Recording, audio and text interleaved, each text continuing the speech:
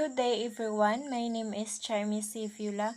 For today, I'm going to tackle about one of the most interesting poem translated by Burton Raphael, which is The Seafarer. But before that, let us first read the table of content for us to be guided through this discussion.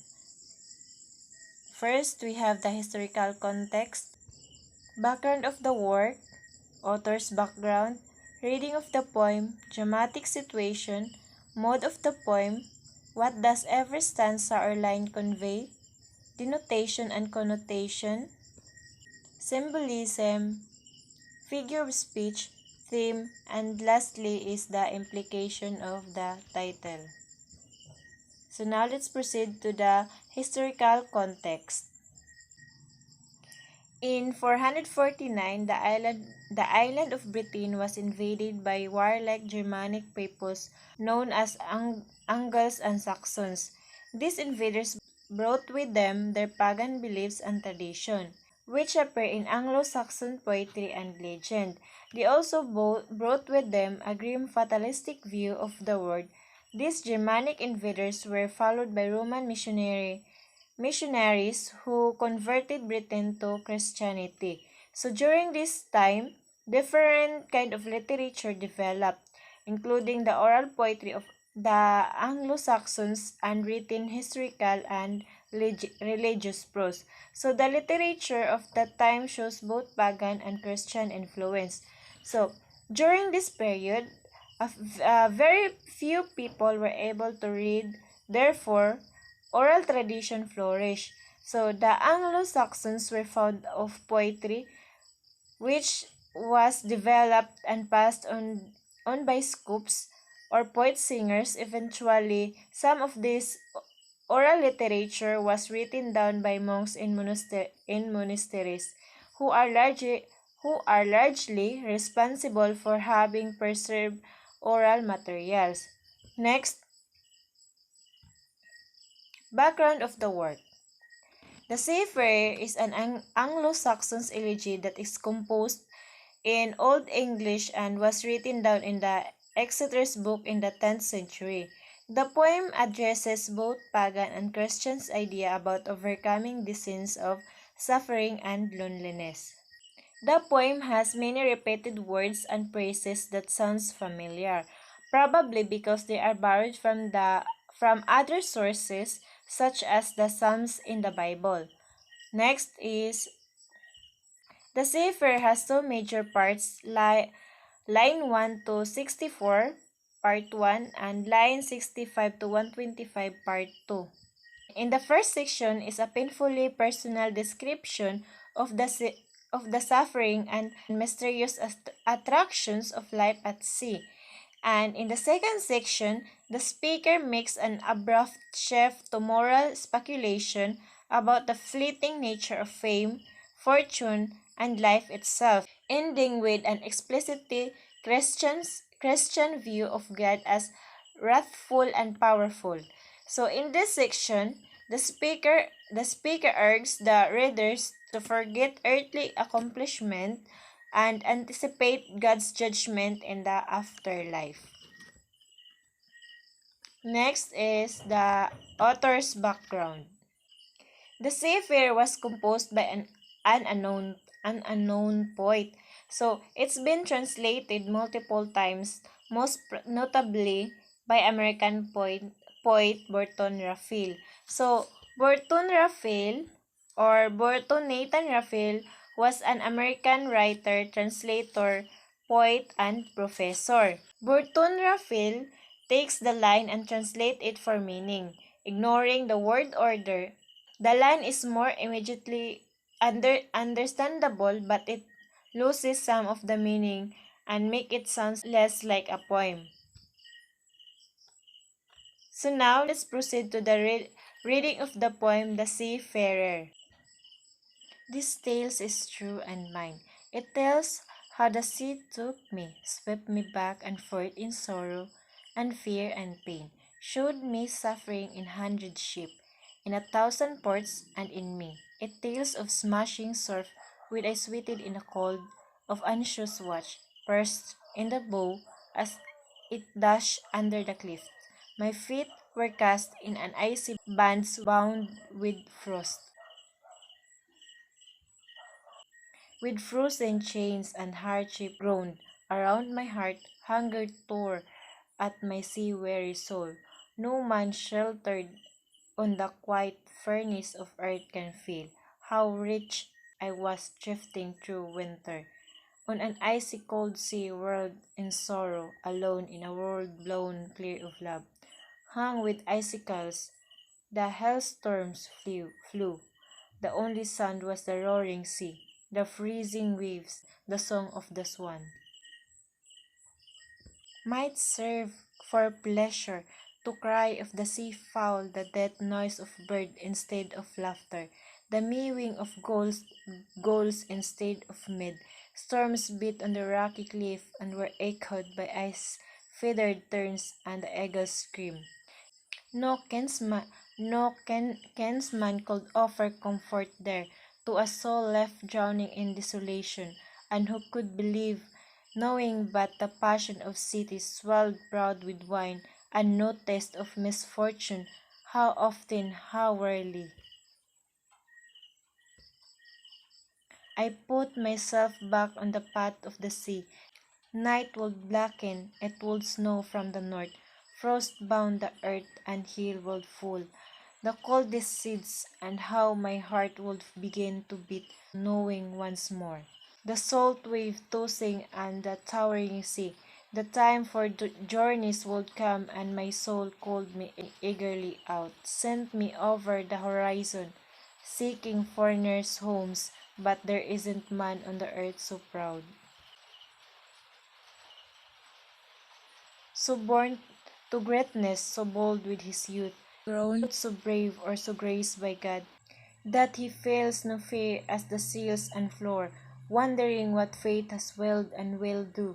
No harps ring in his heart, no rewards, no passion for women, no worldly pleasures, nothing, only the ocean heave, but longing wraps itself around him.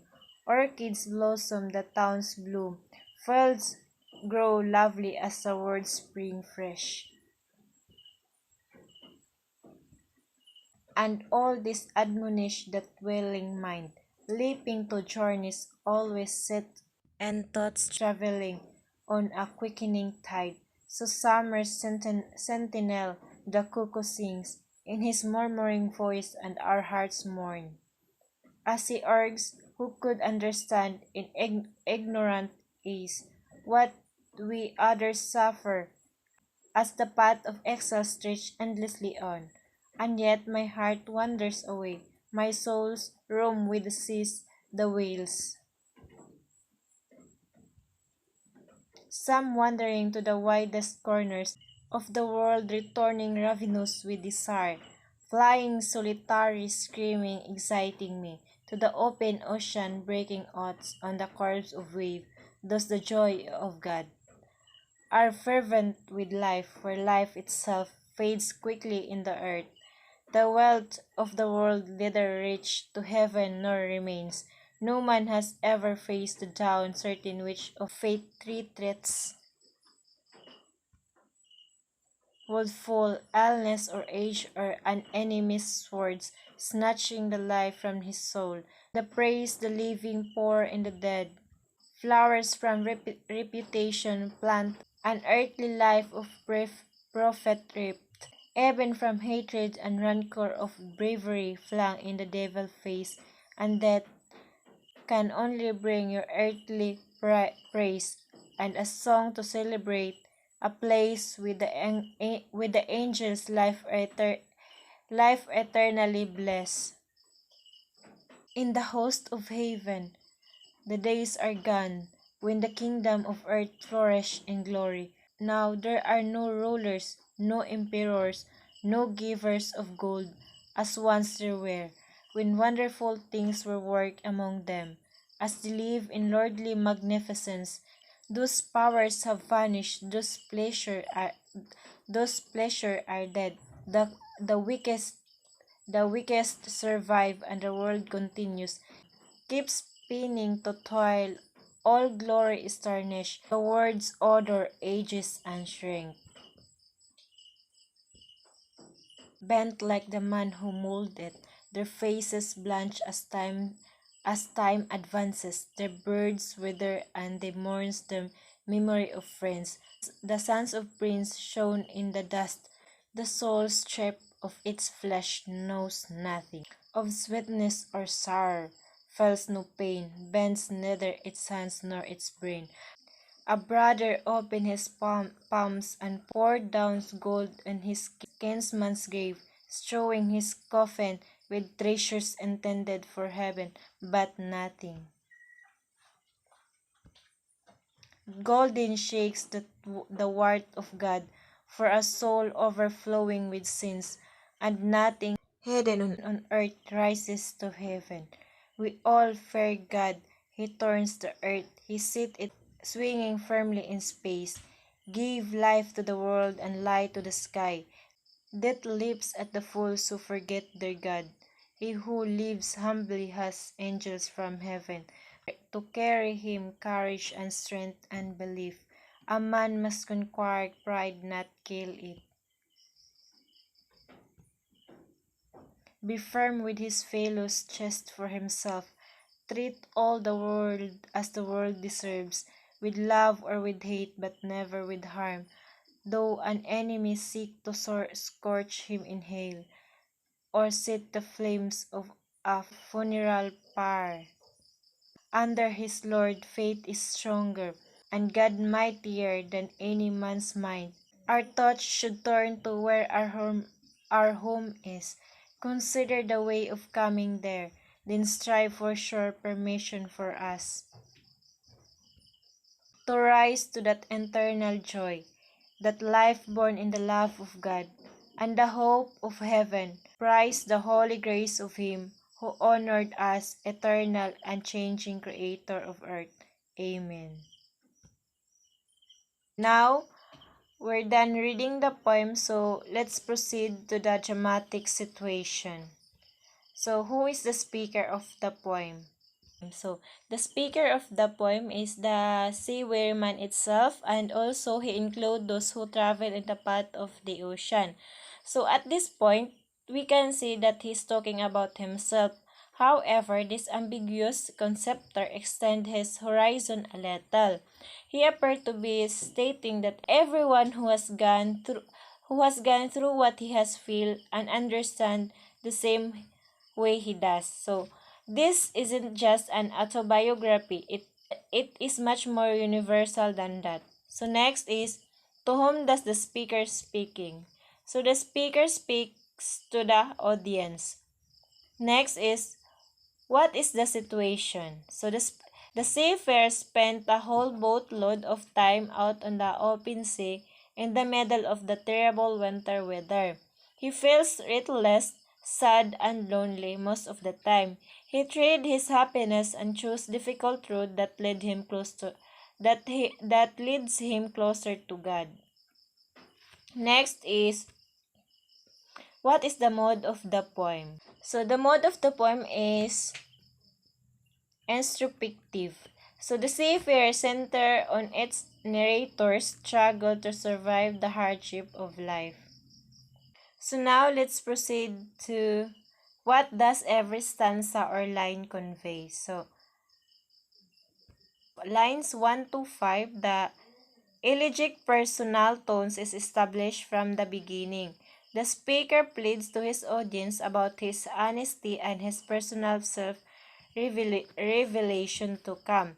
So he tells of the limitless suffering, sorrow, and pain and his long experience in various ship in ports. The speaker never explained exactly why he is driven to take to the ocean. Next is line 6 to 11. So here the speaker convey intense concrete images of cold, anxiety, stormy seas and rugged shorelines. So the comparisons relating to imprisonment are many, combining to the to drag the speaker into his prolonged state of anguish. The adverse condition affect both his physical body, his feet, and his spiritual sense of worth, his heart. Next is lines 12 to 16. The loneliness and isolation of the speaker ocean's wandering are emphasized in these lines.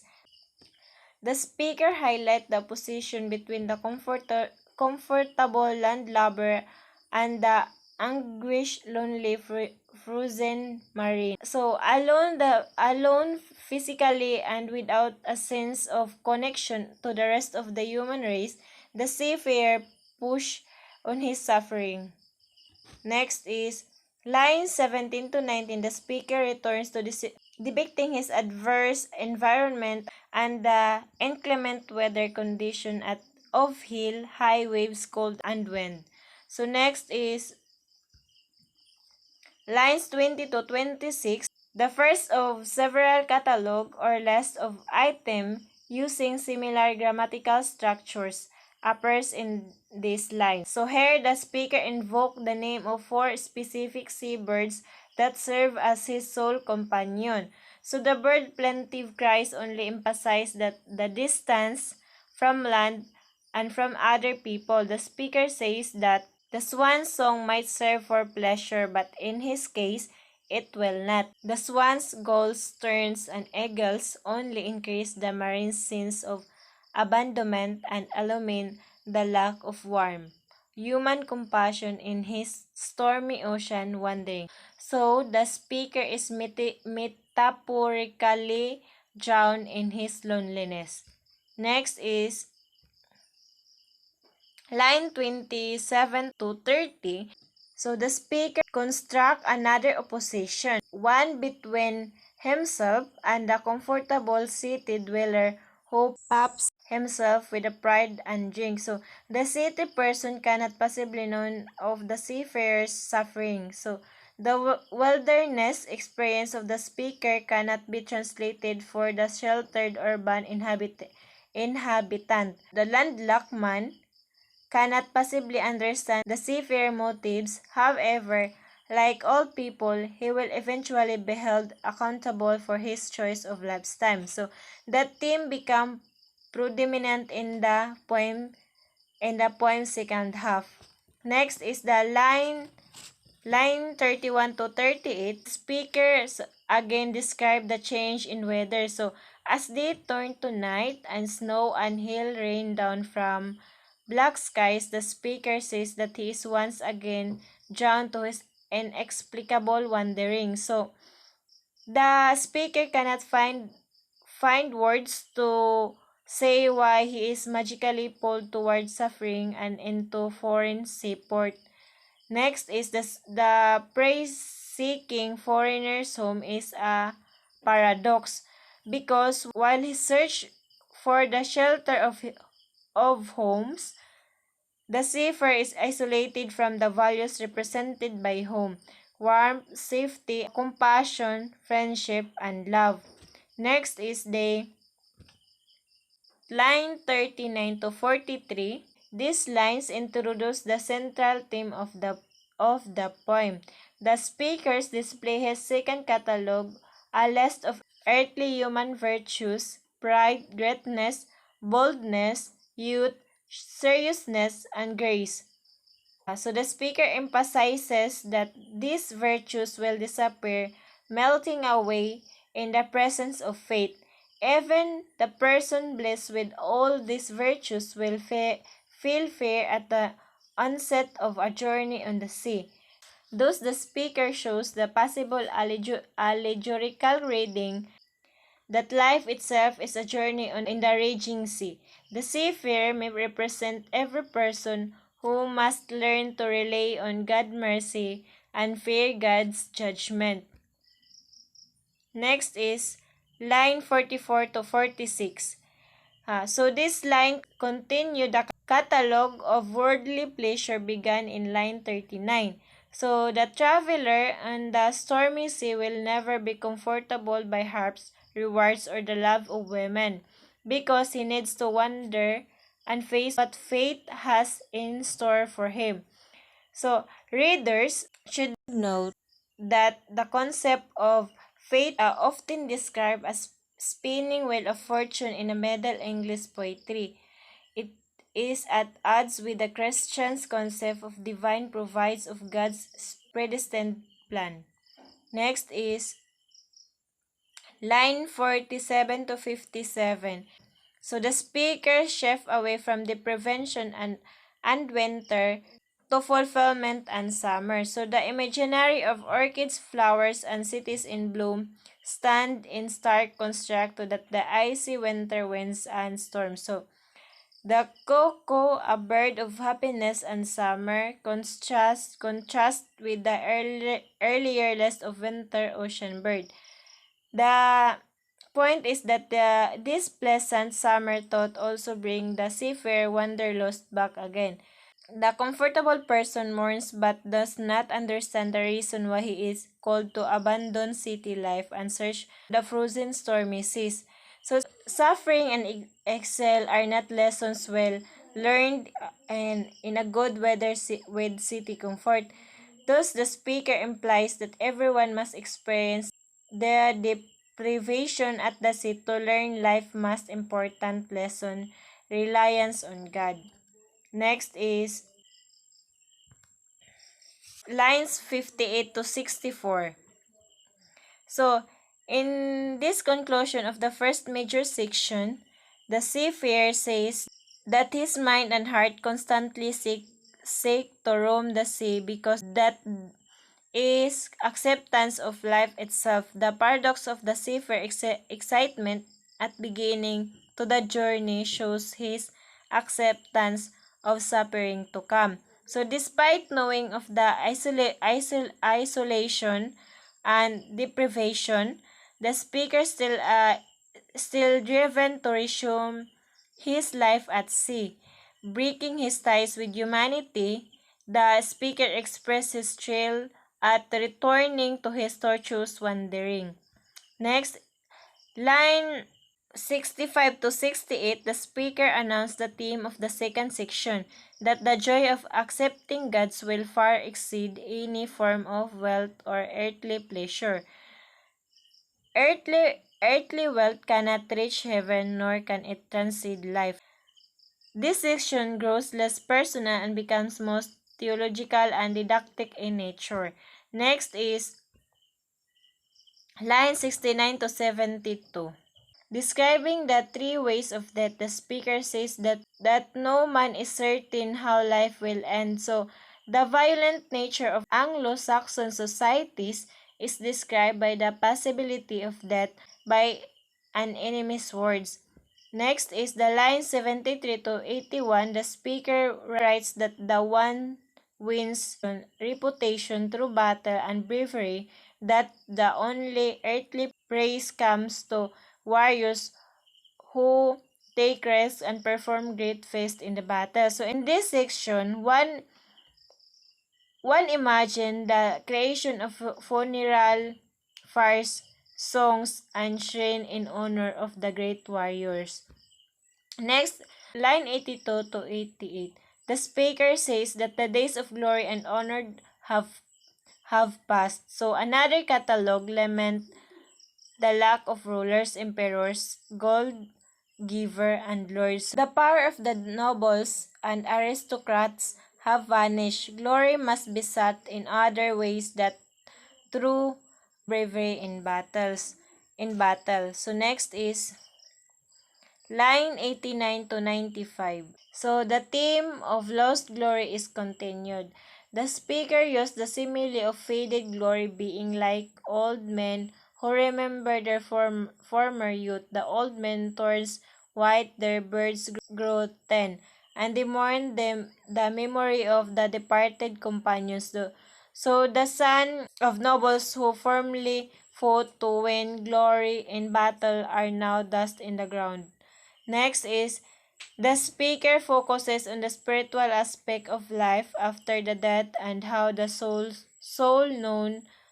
knows no earthly comforts. The soul removed from the body feels nothing and cares nothing for fame. Next, line 99 to 101. The metaphor of brother placing gold coin on his kinsman's coffin shows the uselessness of wealth and reputation to the dead. So the speaker writes that all earthly wealth and fame are meaningless in the next world. God's anger against a sinful person cannot be reduced at any price. So thus the speaker urges all to heed the warning not to get taken in by wealth and fame. Next is line 102 to 107. The speaker shifts to the final concluding section of the poem, the most religious part of the Seafarer. The speaker writes that all fair God because created the earth and the heaven. So according to the speaker, God moves everything on earth and in the skies. Next, so line 108 to 116. So the speaker presents his final catalog, a list of lesson of commandment to be learned by the humble person who fares in judgment day. So according to the seafarer, each wise person must be humble, strong, courageous, chaste, firm with his friends, and never restore to violence ever if enemies seek to burn and destroy him. The man who thinks about God will be comforted by angels. Next, line 117 to 123. So the speaker admonished that God and faith are more powerful than any person's will. So according to Seafarer, people should always consider God's purpose and think of their final resting place in heaven, their home. So here the speaker talks of the joys, love, and hope that he feels await that the faithful in heaven. Next is the next line 124 to 125. So the poem ends in a prayer of praise to God, the eternal creator of earth and its life. So the traditional ending amen raises the question about how if all the concluding section connects or fail to connect with the more passionate, emotional song of the forsaken seafarer adrift on the inhospitable waves in the first section. So next, let's proceed to the denotation and connotation. So words, land, sea, and home. So the denotation of land is part of the earth's surface or crust. The connotation of that is it represents safety and security. Sea, the body of salty water, and the connotation of that it is represent hardship and struggle. Next is home, where we live, and the connotation of that is it is represent heaven or being closer to God. Next, symbolism.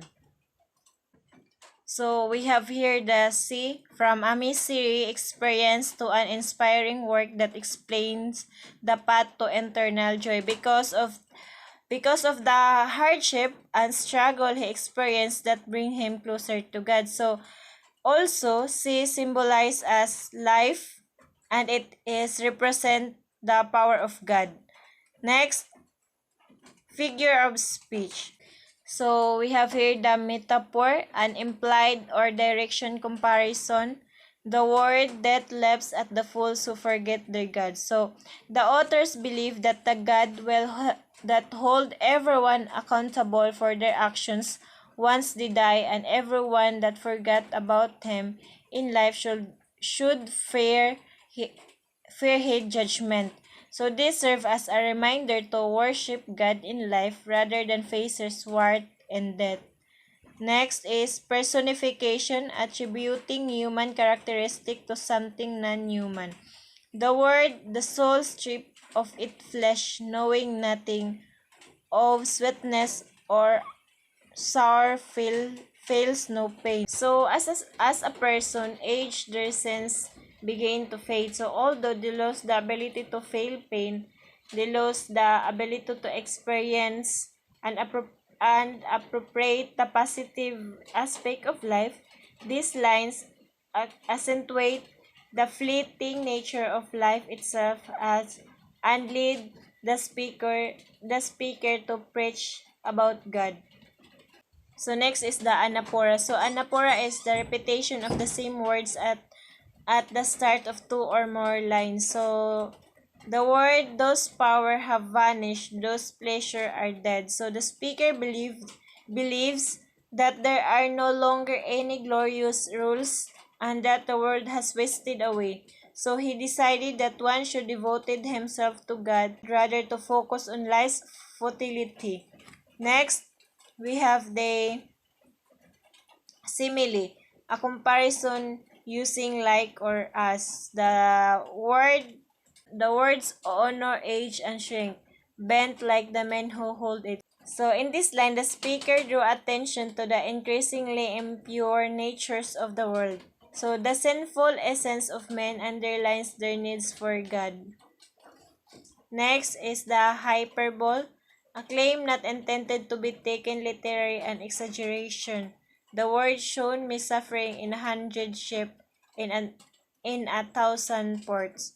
So in this line, describe the speaker experience with seafaring in a prolonged dreadful one. Next is the theme. So first, we have the finding a place in life. So he traveled the world to foreign lands, yet he's continually unhappy. Even he find a nice place to stop, he eventually flees to the land and returning to his fortunes wandering. So we have here the alienation and loneliness. So as a poetic genre, elegy generally portrays sorrow, longing for the better days of time past. So the speaker of the poem describes his feeling of alienation in terms of physical uh, prevention and suffering. Example, the word my feet were cast in ice bands bound with frozen chain and hardship ground around my heart. So the cold that sized his feet immobilized in the hull of his open air ship while sailing across the wintry sea correspond to the anguish that claps his mind. Next is the memory and reminiscence. A greater source of sadness for the seafarer lies in the disparities between the present fallen world when he compared to the glorious world of yore. So, the speaker reminiscence about his life, how the sea took him, swept him back and forth in sorrow, fear, and pain, and trade his happiness and chose difficult road to do just to be with God. Next is the implication of the title. So, a sailor spent traveling to the open ocean. He told us what he experienced and discovered about how his life's journey through the beauty of nature and his love of seafaring and also to his lost longing and hardship he encountered that bring him closer to God. He may really be a seafarer, but he also a pilgrim, and his story is about his own spiritual journey as much as his physical one. That's all for today. I hope you understand my discussion about the seafarer. So thank you and God bless us all.